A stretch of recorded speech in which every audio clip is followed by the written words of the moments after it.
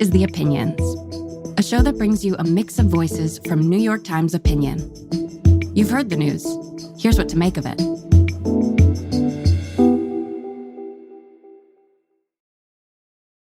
My name is Tempest Williams. I live in Castle Valley, Utah. I'm a writer, and I teach also at the Harvard Divinity School. My husband and I live in a small desert hamlet in southeastern Utah, and my relationship to the desert is physical, spiritual, emotional. It is home ground, and it's literally the ground beneath my feet. I can't tell you how many times people have come to visit us and they say, "There's nothing here." And then the longer they stay, the more they see. So I think the desert commands attention, and what appears to be nothing to the witnessing eye, it becomes everything, and that everything is change. In the Colorado Plateau, the Four Corners region, where we have a central point where Utah, Colorado, New Mexico, Arizona share that boundary, we are in a mega drought. There's something about the contrast, the paradox, that at a time of extreme drought, we are also experiencing extreme flooding. And that's not new. It's what's created this landscape. The very reason that we love living in this erosional landscape of buttes and mesas blown through stone, through water, wind, and time, is also the very reason we may be forced to leave as a species. And this isn't the first time. It happened with pre-Puebloan people. The difference is the rapidity, the violent storms, and the frequency. And this is new territory. My husband Brooke and I have lived in this small valley for over 25 years, and I can tell you that we have never had 5 flash floods this close together.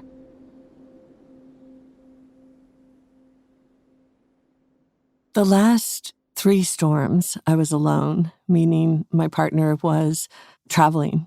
And so I was by myself with our 2 cats. How does one prepare for a flood? I don't know that you can, but I know the generosity of neighbors. And my Mormon neighbors called and said, "Terry, we know you're alone. None of us can get out. Why don't you come over to the garden and take what you need?" So I walked, like a jackrabbit, zigzagging over to their place, which is about a quarter of a mile away. And we pulled beads together. And I can't tell you what that meant in a state of isolation and real fear, and also awe, to be bent over with neighbors and just touching the earth and yielding a bounty when everything around seemed to be being destroyed.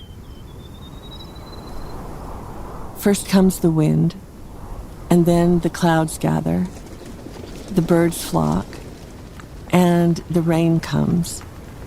And in this case, there was a violent dust storm. The sky turned red. I watched flocks of magpies in our cottonwood tree hurled out of the branches. One that started to fly, it was like watching a shot put thrown through the sky, hurled through the sky. And then it gets still, deeply still. No birdsong, no wind. And then other rains come, and you watch what I call from our place the wall. And it's a wall of rain between Round Mountain and the La Salles, which are over 12,000 feet high. And it's that wall of rain that tells you a flash flood is coming.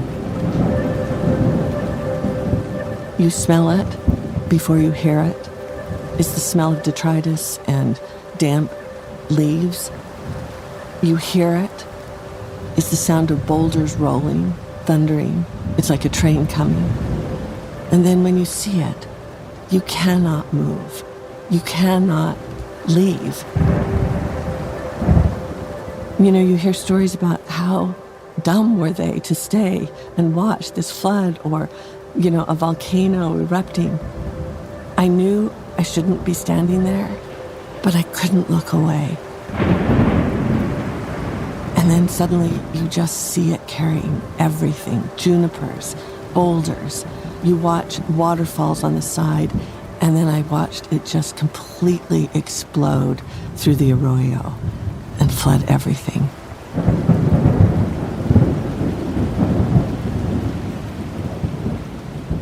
When I was most scared was when it got dark, and I could still hear the water. I couldn't stay in the house. That was too frightening. Our cats were under the bed, and I just stood outside and leaned against the wall of our house and just faced the flood and listened.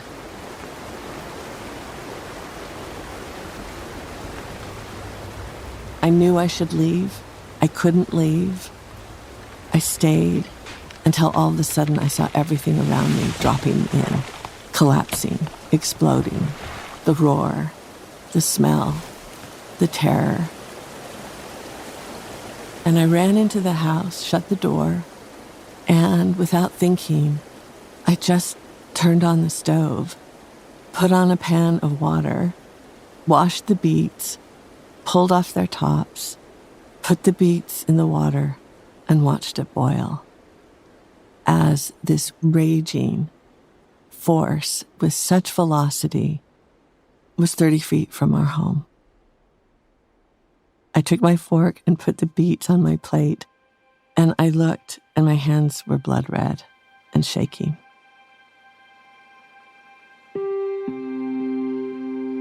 The flood lasted all through the night into the morning, and then suddenly it's just stone quiet. No birdsong, nothing, just that stillness, as though nothing had occurred. Within 24 hours, the prickly pears were radiant green. The cottonwoods were still holding the memory of water as the wind was blowing through their branches. The tracks were exquisite, these signatures of deer, coyote, badger with the long nails gripping the mud. The lizards, their tail trails. There was a whole story just right there before me. They were fine. I was the one that wasn't fine.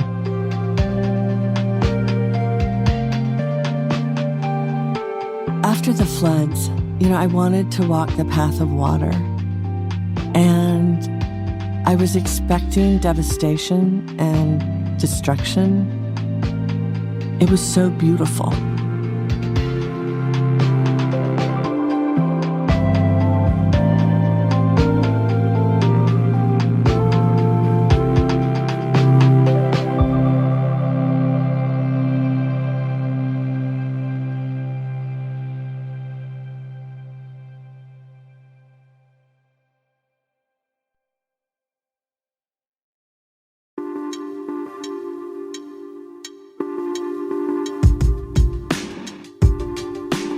If you like this show, follow it on Spotify, Apple, or wherever you get your podcasts. This show is produced by Derek Arthur, Sophia Alvarez-Boyd, Vishaka Durba, Phoebe Lett, Christina Samuelewski, and Jillian Weinberger. It's edited by Kari Pitkin, Allison Bruzek, and Annie Rose Strasser. Engineering, mixing, and original music by Isaac Jones, Sonia Herrero, Pat McCusker, Carol Saburo, and Afim Shapiro. Additional music by Amin Sahota.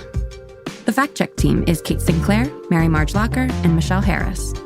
Audience strategy by Shannon Busta, Christina Samuelewski, and Adrian Rivera. The executive producer of Times Opinion Audio is Annie Rose Strasser.